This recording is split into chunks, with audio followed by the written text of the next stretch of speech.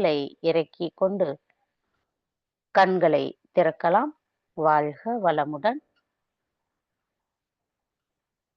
அன்பர்களின் கனிவான கவனத்திற்கு ஒரு நினைவூட்டல். அருட்தந்தை வேதாத்ரி மகரிஷி ஐயா அவர்கள் தனி மனிதன் அமைதி பெறுவதற்காக உடல் நலத்திற்கு உடற்பயிற்சி, உயிர் வளம் பெற காயக்கல்ப பயிற்சி, மனம் அமைதி பெற அகத்தவம் மற்றும் அகத்தாய்வு பயிற்சியினை அளித்துள்ளார்கள். இத்தகைய சிறப்பான மனவளக்கலை எனும் வாழ்க்கை கல்வியை உலக சமுதாய சேவா சங்கம் ஸ்கை யோகா இணைய வழியே 12 நாட்கள் அடிப்படை பயிற்சியாகவும், அதனைத் தொடர்ந்து 4 மாதங்கள் சான்றிதழ் கல்வியாகவும் நம் இல்லம் தேடி வந்து அளித்து வருகிறது. இந்த சிறப்பான செய்தியினை நமது உறவுகளிடமும் நட்புகளிடமும் பகிர்ந்து அனைவரும் உடல் நலத்துடன் ஆரோக்கியமாகவும் அமைதியாகவும் வாழ நம்மாலான சிறு உதவியினை செய்வோம். மகரிஷி ஐயாவின் அவர்களின் கனவாம் உலக அமைதிக்கு நம்மாலான சிறு தொண்டினை செய்து குருவின் கனவினை நனவாக்குவோம். மேலும் இது குறித்து விவரங்களுக்கு குண்டலினி yoga.edu.in இணையதளத்திற்கு செல்லவும். வாழ்க வளமுடன். தவத்தினை தொடர்ந்து கேள்வி பதில் நிகழ்வு நடத்தி தருவதற்காக நம்மிடையே பேராசிரியர் அருள்நிதி கோதை கோவிந்தராஜன் அம்மா அவர்கள் இணைந்துள்ளார்கள். வாழ்க வளமுடன் அம்மா. வாழ்க வளமுடன் அம்மா. நன்றிங்கம்மா. வாழ்க வையகம், வாழ்க வையகம், வாழ்க வளமுடன். குரு வாழ்க, குருவே துணை. ஆசான் அருட்தந்தை வேதாத்ரி மகரிஷி அவர்கள் நம்மோடு சுக்குமமாக நிறைந்திருந்து நம்மை என்றென்றும் வழி நடத்துவாராக.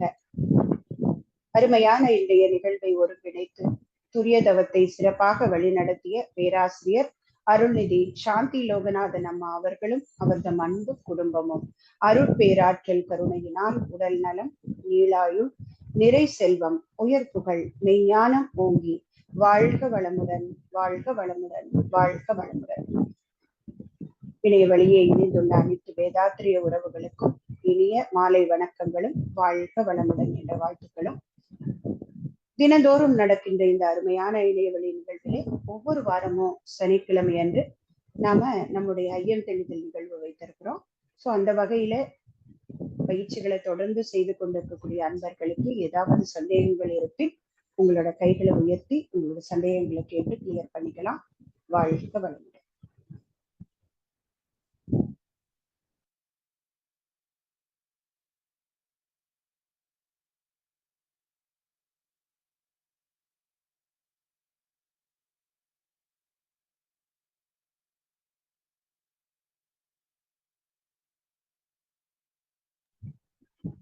வாழ்க வளமுடன். பாலகுமார் ஐயா, நீங்க ஹேண்ட் ரைஸ் பண்றதுக்கு பதிலா கிளாப் போட்டிருக்கீங்களா தெரியல.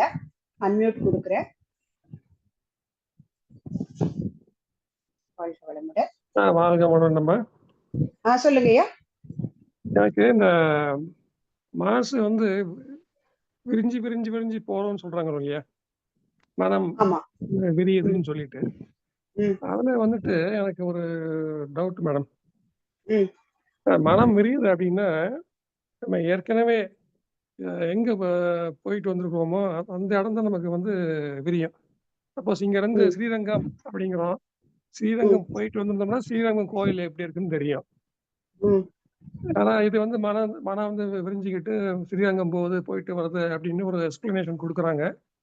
பட் எனக்கு அந்த மாதிரி புரியல. அதாவது ஸ்ரீரங்கம் போயிட்டு வந்ததுனால அது நம்மளுடைய கரு மையத்துல அது இருக்கு, ஒரு வீடியோ மாதிரி பதிஞ்சிருக்கு, அதுதான் வெளியே வருது இல்லைங்களா.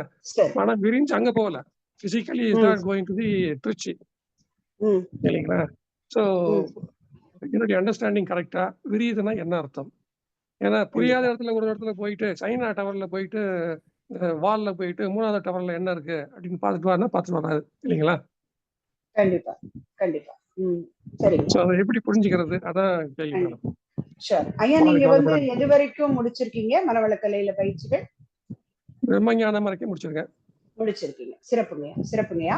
இப்போ நீங்க துரியாதீத தவம் மனசுல வச்சுக்கிட்டு சொல்றீங்க. இப்போ சுவாமிஜி ஆகினை கொடுத்தாங்க, துரியம் கொடுத்தாங்க.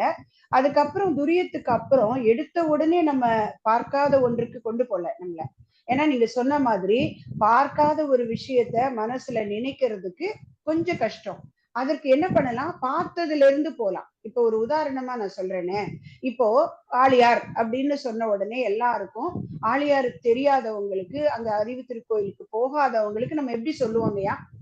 இப்ப அவங்க சென்னையில இருக்காங்க அப்படின்னு வச்சுக்கோங்க, அவங்களுக்கு என்ன சொல்லுவோம்? சென்னையில இருந்து நீங்க ட்ரெயின்ல போனா, போய் சென்ட்ரல்ல போய் ட்ரெயின்ல ஏறீங்களா, அந்த ட்ரெயின் எப்படி போகுங்க?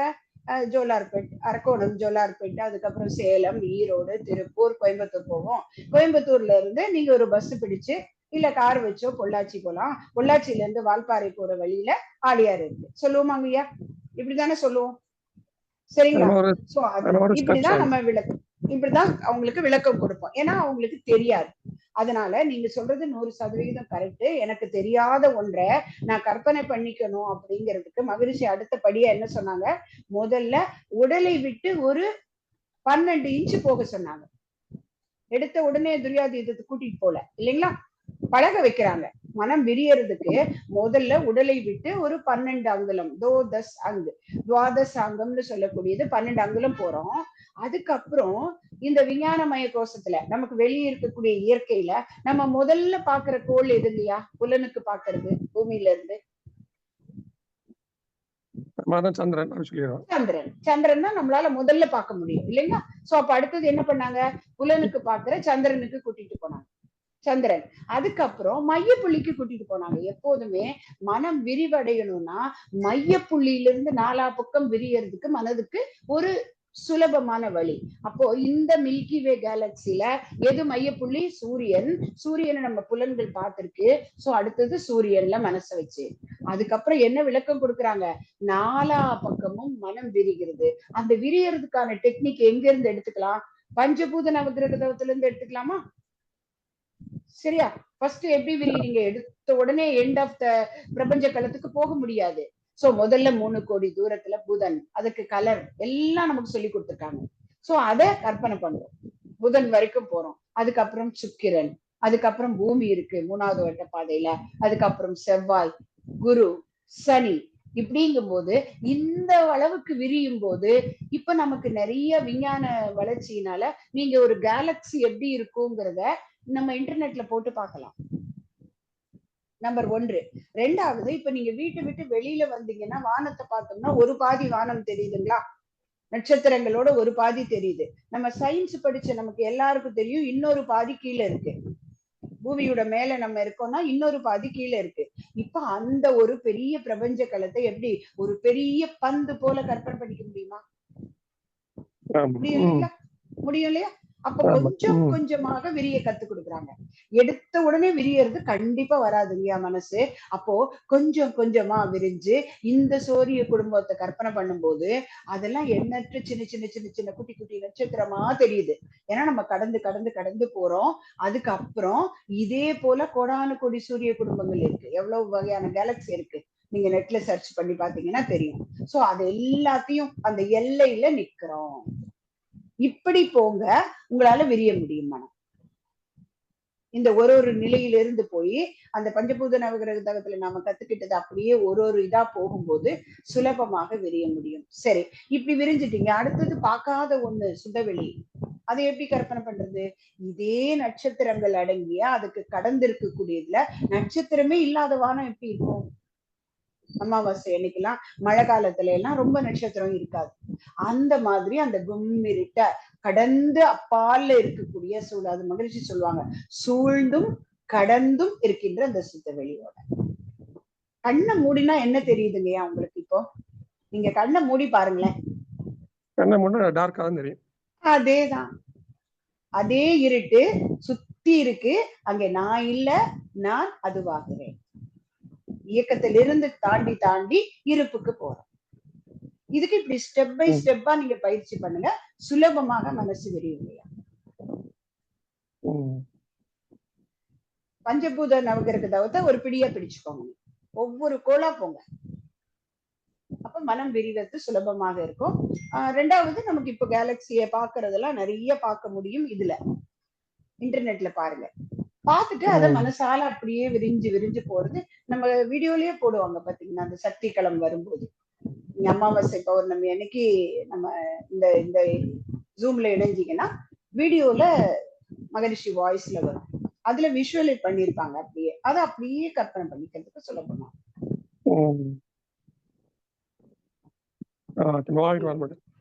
வாழ்க வளம்.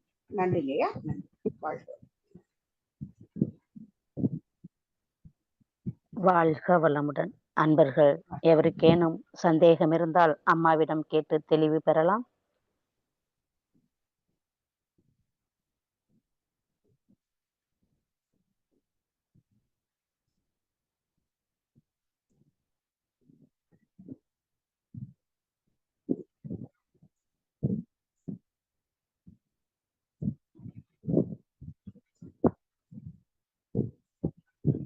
வாழ்க வளமுடன்.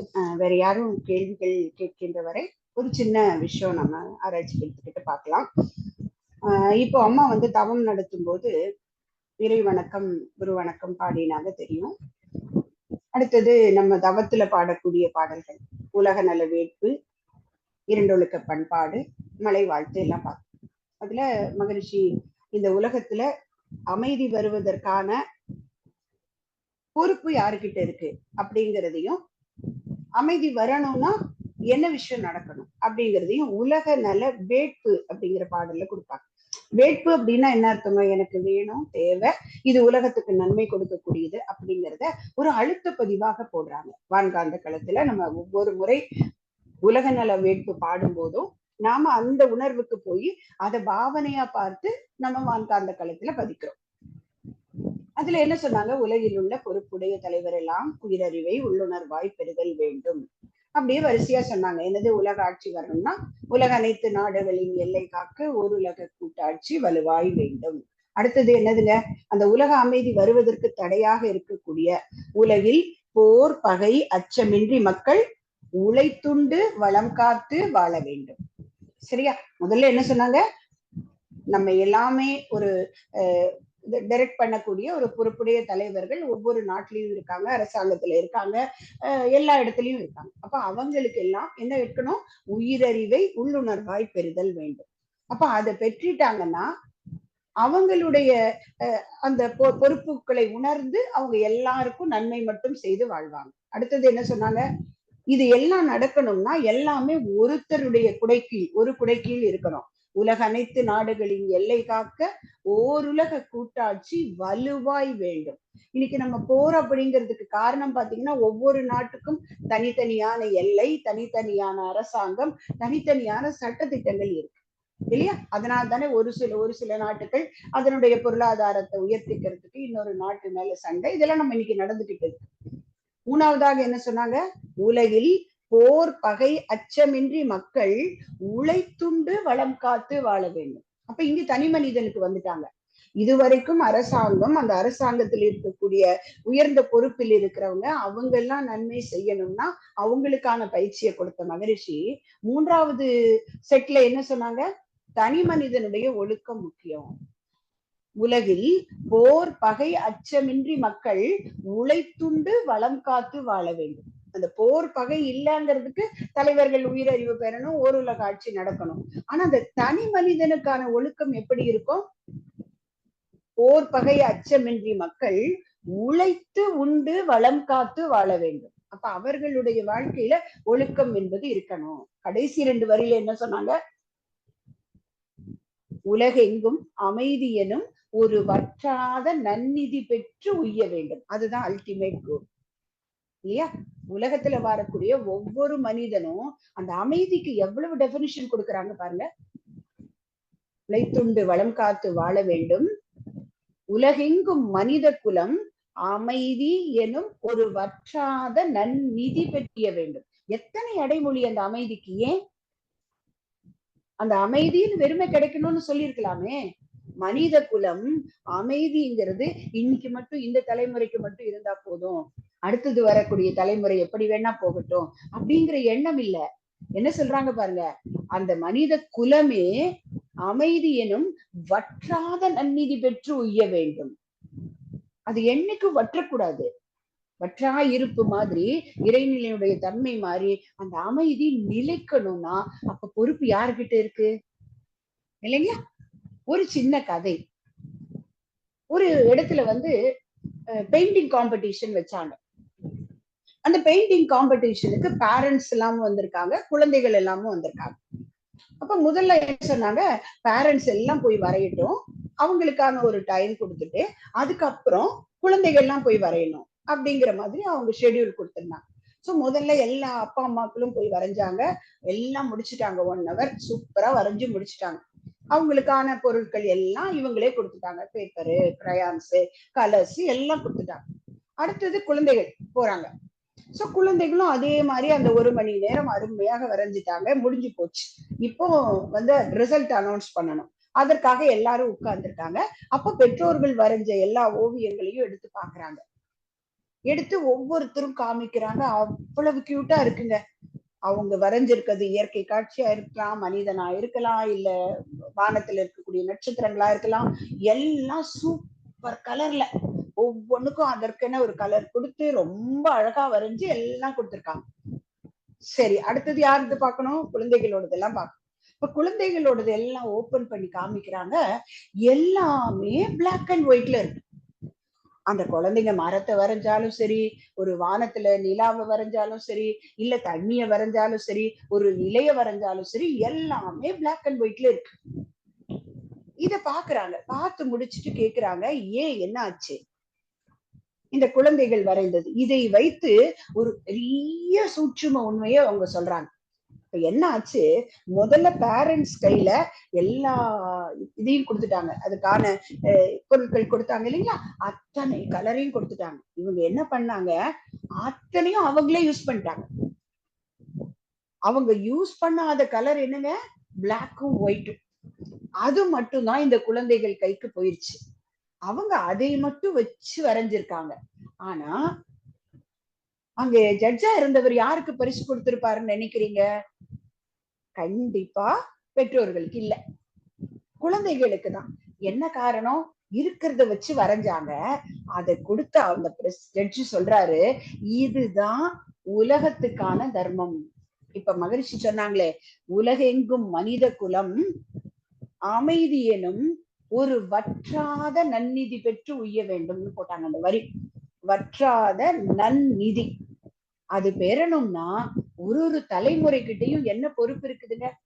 இப்ப அந்த பெற்றோர்கள் அவங்க வரையும் போது பாதி பாதியா எடுத்து வரைஞ்சிருந்தாங்கன்னா குழந்தைகளுக்கு அந்த கலர் கிடைச்சிருக்குமா இல்லைங்களா? அங்க எங்க தவறுங்க? தனக்கு மட்டும் வேணும்னு எல்லாத்தையும் உபயோகப்படுத்தி கொள்ளும் போது அடுத்த தலைமுறைக்கு அங்கே பற்றாக்குறை வந்து விடுகிறது. இது கலர் பென்சில்ல மட்டும் இல்லைங்க.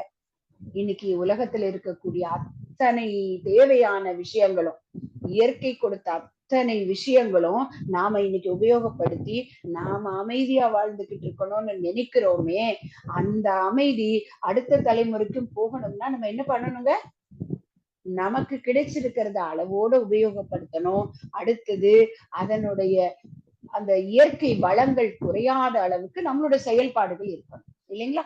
அப்ப பொறுப்பு எங்க இருக்கு? எவ்வளவு சூட்சுமத்தை மகரிஷி உள்ள கொடுத்திருக்க பாத்தீங்களா?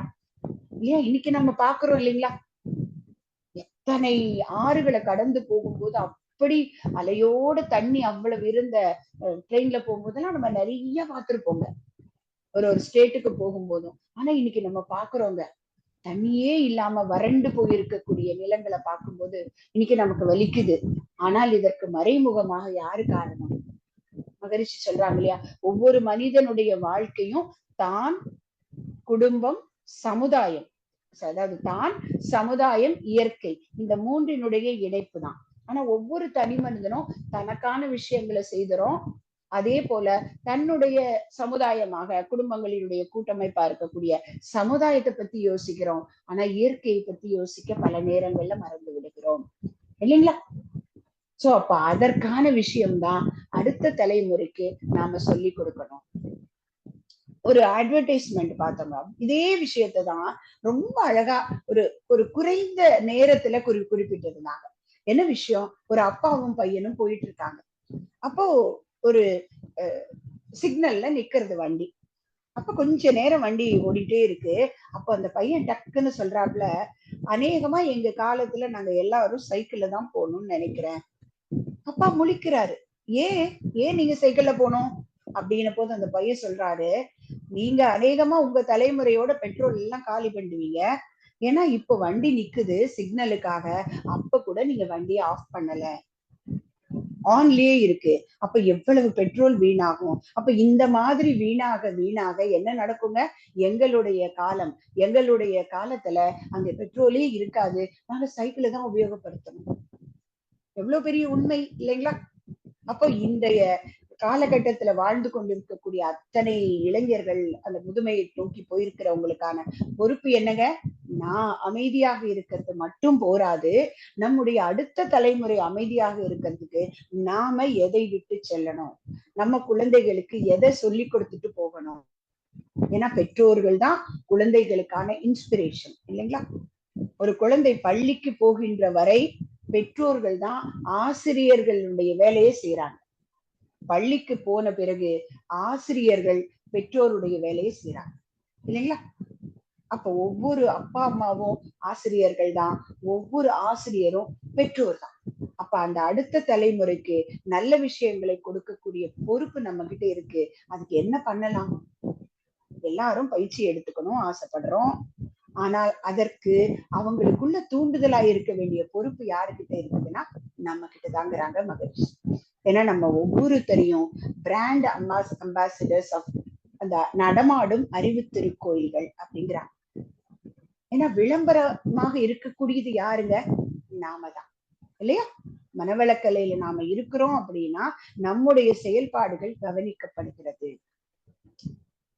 நீங்க வீட்டுல கூட இந்த அனுபவம் எல்லாருக்குமே இருந்திருக்குங்க. நம்ம பயிற்சி எடுத்துக்கிட்டோம்னா என்னெல்லாம் கத்துக்கிட்டோமோ அதெல்லாம் நம்ம வீட்டுல போய் சொல்லுங்க. இது எல்லாருக்கும் உள்ள குணம். குறிப்பா பெண்களுக்கு ரொம்ப அதிகமா இருக்கக்கூடிய குணம். அவங்க கற்றுக்கொண்டது எல்லாத்தையும் வீட்டுல போய் சொல்லுவாங்க. சொல்லிட்டு அதுக்கப்புறம் கொஞ்ச நாள்ல ஏதோ ஒரு பையனோ இல்ல கணவரோ ஏதோ ஒரு விஷயம் எதிர்மறையா நடக்கும்போது டக்குன்னு ரியாக்ட் பண்ணுவாங்க. அப்ப உடனே அவங்க என்ன கேட்பாங்க? சினந்த வித்தல் பயிற்சியை பத்தி எல்லாம் பேசுனீங்களே, ஆனா நீங்களே இன்னும் கோபத்தை விடலையே. கேட்பாங்களா இல்லையா? கேட்டு இருக்காங்களா இல்லையா? யோசிச்சு பாருங்க. என்ன கேட்டு இருக்கான் என்னோட பையன்? அப்ப அந்த நேரம் ஒரு விழிப்புணர்வு வந்தது. ஏன்னா நாம கவனிக்கப்படுகிறோம். சரி, நம்மோட நடவடிக்கைகள் யாருக்கு ஒரு சின்ன ஒரு ஒரு பிரைஸ் வாங்கி கொடுக்குது, இல்ல களங்கத்தையும் வாங்கி கொடுக்குதுன்னா நம்மளோட இயக்கத்துக்கு, அடுத்தது நம்மளோட குருவுக்கு இல்லையா? நம்முடைய செயல்பாடுகள் மாறா போகும்போது, ஓ இந்த இயக்கத்துல இருக்காங்க, ஆனாலும் இவங்க இப்படிதான் இருக்காங்க அப்படின்னு பொதுப்படையாக பேசக்கூடிய அந்த நிலைக்கு நம்ம வந்துடக்கூடாது இல்லைங்களா? அப்போ நாம கவனிக்கப்படுகிறோம். ஒரு தினமலர் ஒரு நினைக்கிற ஒரு பேப்பர்ல ரொம்ப நாளைக்கு முன்னாடி ஒரு உண்மையான சம்பவம் வந்தது. சென்னையில நடந்தது தாங்க. சென்னையில ஒரு டிராபிக் இருந்த ஒரு நேரத்துல ஒருத்தர் டூ வீலர்ல வராங்க. எதிர்க்க ஒரு அன்பரும் வரும்போது அவருடைய தவறுனால இடிச்சு கீழே விழுந்துடுறாங்க ரெண்டு பேரும். தவறு தன்மேல் இருந்தாலே சத்தம் போடுவாங்க, தன்மேல இல்லைன்னா என்ன நடக்கும் யோசிச்சு பாருங்க. ஆனால் அங்க என்ன நடந்ததுன்னா அந்த அன்பர் டக்குன்னு வண்டி எடுத்தாங்க, அவரை பார்த்து வாழ்க வளமுடன் சொன்னாங்க, கிளம்பி போயிட்டே இருந்தாங்க. இவருக்கு மிகப்பெரிய ஆச்சரியம். நாம மேல தப்பு இருக்கு, இருந்தாலும் கூட ஒரு வார்த்தை கடிந்து பேசாம இந்த அன்பர் எப்படி போனாரு அப்படின்னு அவரை தேடி கண்டுபிடிச்சு அவர்கிட்ட பேசி அவருடைய அந்த தூண்டுதல்ல மன்றத்துல சேர்ந்தாராம். அவரை இத அனுபவமா சொன்னதாக ஒரு பேப்பர்ல வந்தது. இப்ப எவ்வளவு பெரிய விஷயம் பாருங்க. ஒரு சமுதாயத்துல ஒரு மனவளக்கலை கத்துக்கொண்ட ஒரு நபருடைய நடவடிக்கை இன்னொரு நபருக்கு பெரிய தூண்டுதலை கொடுத்திருக்கு. அப்ப இந்த வற்றாத நன்னிதியான அமைதி உலகமெங்கும் வரணும்னா அதற்கான பொறுப்பு நம்ம ஒவ்வொருவர்கிட்டையும் இருக்கு. மற்றவர்கள் மாறுவதற்கு எதிர்பார்க்க வேண்டாம், நாம மாறுவோம். நம்மிடம் உள்ள வேண்டாத குணங்களை அகத்தாய்வு செய்து மாற்றிக்கொள்வோம். அப்ப அந்த அமைதி என்கின்ற நன்னிதி நம்மிடமிருந்து அடுத்த தலைமுறைக்கு செல்வதற்கு நாம ஒரு வழிவகை செய்ய முடியும். இத இன்றைக்கு ஒரு டேக்கும் மெசேஜா எடுத்துக்கொண்டு பயிற்சியை செய்வோம், அகத்தாய்வு செய்வோம், நிறைவாய் வாழ்வோம். வாழ்க வளமுடன். நன்றி. வாழ்க வளம். இப்போ இந்த பேசின விஷயத்துல யாருக்காவது கருத்து சொல்லணும்னாலோ இல்ல உங்களுக்கு சந்தேகங்கள் இருந்தாலோ நீங்க ஹேண்ட் ரைஸ் பண்ணலாம். வாழ்க வளம்.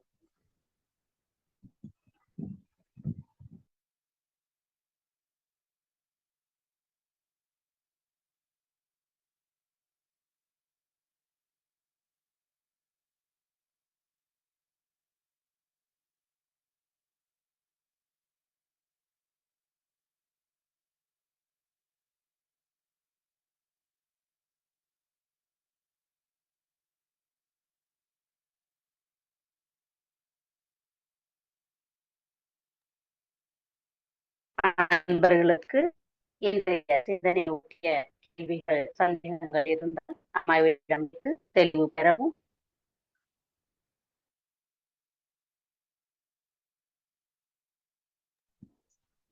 வாழ்க வளமுடன். சாந்தி அம்மா, யாருக்கும் சந்தேகங்கள் இல்லை போல இருக்குது. நம்ம நிறைவு பண்ணிக்கலாமா? நீங்க வாழ்த்தி நிறைவு பண்ணிடுங்கம்மா. வாழ்க வளமுடன். நன்றிங்கம்மா. வாழ்க வளமுடன்.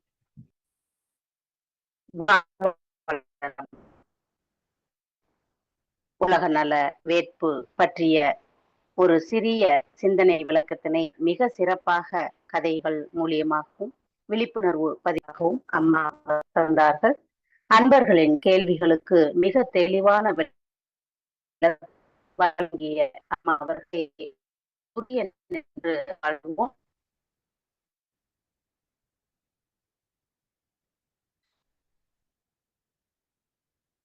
பேராசிரியர் அருள் கோவிந்தராஜன் அவரும் அவரது அன்பு குடும்பமும் அருள் பேராற்றல் கருணையும் உடல்நலம் நிறை செல்வம் புகழ்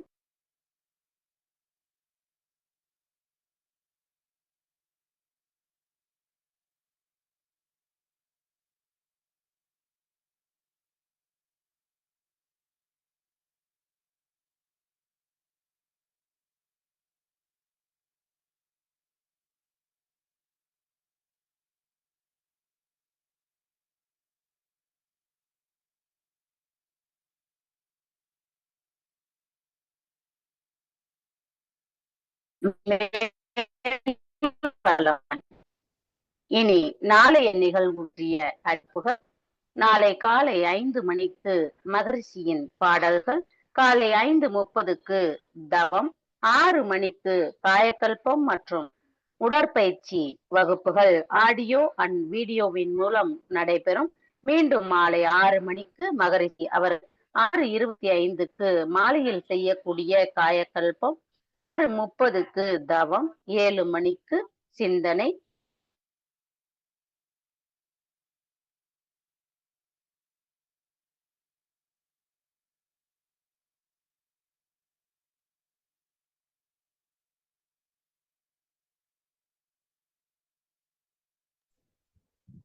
வாழ்க வளமுடன். சாந்தி அம்மாவுக்கு இன்டர்நெட் ப்ராப்ளம் நினைக்கிறேன், அவங்க உள்ள இல்ல. நம்ம நிறைவு பண்ணி கொள்ளலாம். வாழ்க வளமுடன். நிகழ்வுகள் அம்மா சொன்னாங்க. உலக நல வாழ்த்தோடு நாம் நிறைவு செய்து கொள்வோம். உலக நல வாழ்த்து. உலகமெல்லாம் பருவமழை ஒத்தபடி பெய்யட்டும், உழவரெல்லாம் தானியத்தை உவப்புடனே பெருக்கட்டும், பல தொழில்கள் புரிகின்ற பாட்டாளி உயரட்டும், பகுத்துணர்வில் தொகுத்துணர்வு பண்பாட்டை உயர்த்தட்டும், கலகங்கள் போட்டி பகை கடந்து ஆட்சி நடக்கட்டும், கல்லாமை கடன் வறுமை களங்கங்கள் மறையட்டும், நல வாழ்வை அளிக்கும் மெய்ஞான ஒளி வீசட்டும், நம் கடமை அறவாழ்வின் நாட்டத்தே சிறக்கட்டும், நம் கடமை அறவாழ்வின் நாட்டத்தே சிறக்கட்டும், நம் கடமை அறவாழ்வின் நாட்டத்தே சிறக்கட்டும். வாழ்க வையகம், வாழ்க வையகம், வாழ்க வளமுடன். மன நிறைவோடு இன்றைய மாலை அமர்வை நிறைவு செய்து கொள்வோம். மீண்டும் நாளை மாலை 6:25 மணிக்கு இணைவோம். அனைவருக்கும் நன்றி. வாழ்க வளமுடன்.